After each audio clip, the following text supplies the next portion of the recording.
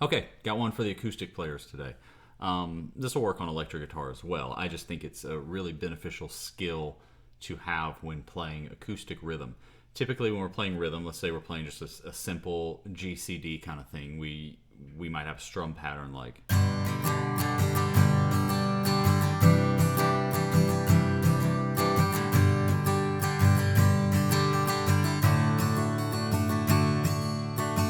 Okay, right? And that's great. That'll work. That'll work really nicely. But one of the things that I think you can add to your arsenal to get a little bit more variety, to add some texture, is regional playing. And what I mean by that is playing bass notes and treble notes, mid-range notes, and kind of treating them as if you are trying to convey the sound of the whole band, drums and percussion, or the bass guitar, the piano, all of that in one instrument.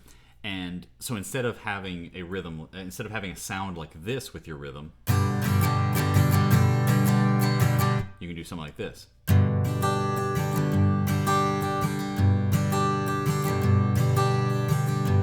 You hear the difference? So what I'm doing there is focusing my attack in different regions. And for me, I kind of separate it as the top three strings, E, A, and D, and the bottom three strings, G, B, and E. And then kind of treating the middle in there as well, but really it's more of a top to bottom strum. So I start here at the top. If we take this strum pattern where we're doing, and that's down, down, up, down, up. And instead of doing the entire range of the guitar on like a G chord, we kind of do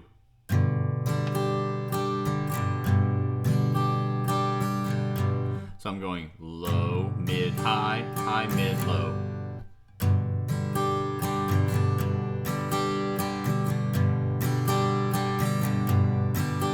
And you do it kind of fast.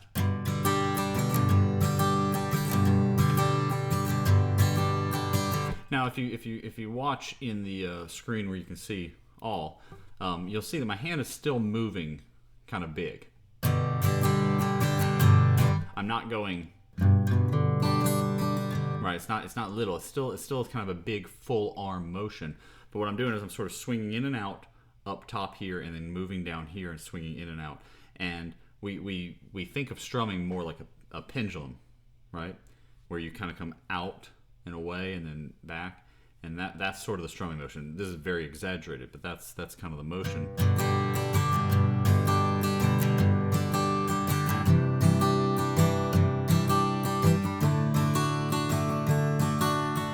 Now, if I'm playing a D chord, really I'm only supposed to hit these bottom four strings. The A is okay, but definitely don't want an E in there. So I'm using my thumb to mute. But I'm kind of shrinking my strum a little bit to get regions because we have less room to work with. So it's kind of like,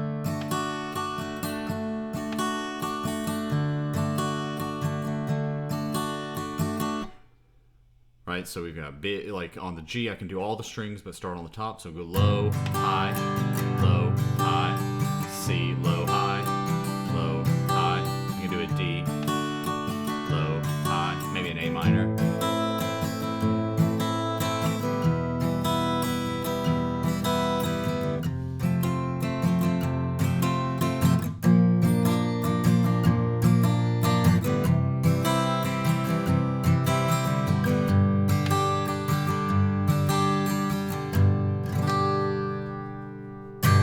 If you do that, it's really going to create some new ideas, new sounds for your ideas when you're playing. Maybe you're playing with a band and there's another guitar player that's just going, which there's nothing wrong with that. That's a sound all to itself. But if you have one guitar player going and you come in and do,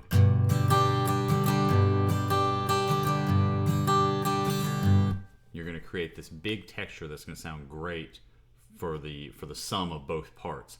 So just kind of experiment with that. You can do it over bar chords. You can, obviously with different strum patterns too. Maybe we have like a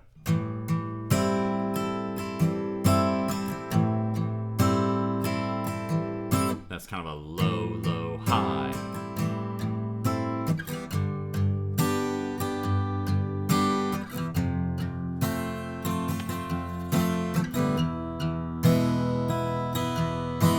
You know, you can think of it kind of like small and big, little, big. But on that bigger strum, I'm just focusing on these higher strings.